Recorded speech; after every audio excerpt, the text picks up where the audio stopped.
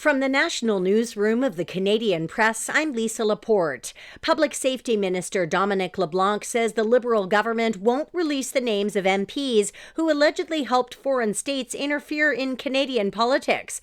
The National Security and Intelligence Committee of Parliamentarians said in a new report that some MPs wittingly helped the efforts of foreign states. Mr. Speaker, the Leader of the Opposition knows very well that no government, including the government of which he was a member, is going to discuss particularities of intelligence information publicly, so he knows better than that. The report says an MP in one case allegedly sought a meeting with a foreign intelligence official and gave that official confidential information.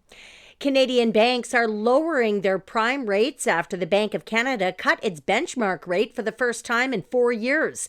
The rate drop matches the quarter percentage point cut made by the central bank today to bring its benchmark rate down to 4.75%. Prime Minister Justin Trudeau has arrived in Normandy to mark the 80th anniversary of D-Day. Commemorations are set for tomorrow. A hospital in Hamilton, Ontario has stopped tonsil and adenoid surgeries after 2 children died following procedures. Hamilton Health Sciences says they both died after being discharged from McMaster Children's Hospital. One of them died the day after their surgery, and the other child died 9 days after their procedure.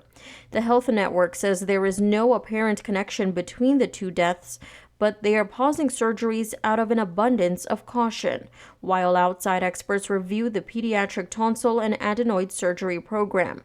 Only emergency pediatric tonsil and adenoid surgeries will proceed. Brenda Molina Navidad, The Canadian Press. The Israeli military says it now has operational control over 2 areas in central Gaza as it carries out ground offensives and airstrikes in the area. Meantime, thousands of mostly ultra-nationalist Israelis marched through a sensitive Palestinian area of Jerusalem today to mark Jerusalem Day, with some chanting "Death to Arabs." The new season of House of the Dragon premieres June 16th on HBO. Actor Steve Toussaint, who is black, says he commends the show for its inclusive characters. You know, when I was a kid in the Dark Ages, there were science fiction programs that were showing pictures of the future. And there were very rarely people of colour in it. And so me and my friends used to joke and sort of just go, my God, that's the future and we're not there. What are they going to do to us? But the serious side of that is we weren't represented. We weren't there. So that meant that we felt excluded. For a show like this, a very big show, to say, well, no, there are all kinds of voices, all kinds of people in this world, is, well, you'd want to say revolutionary. This is the Canadian Press. In sports, the Toronto Blue Jays continue a 4-game series against the Baltimore Orioles tonight at Rogers Centre. It's been a rough series so far for the Jays, as Baltimore won the first 2 games by a combined score of 17-3. A major upset in the women's draw at the French Open as 17-year-old unseeded Mira Andreeva beat a second seed Aryna Sabalenka to reach the semifinals.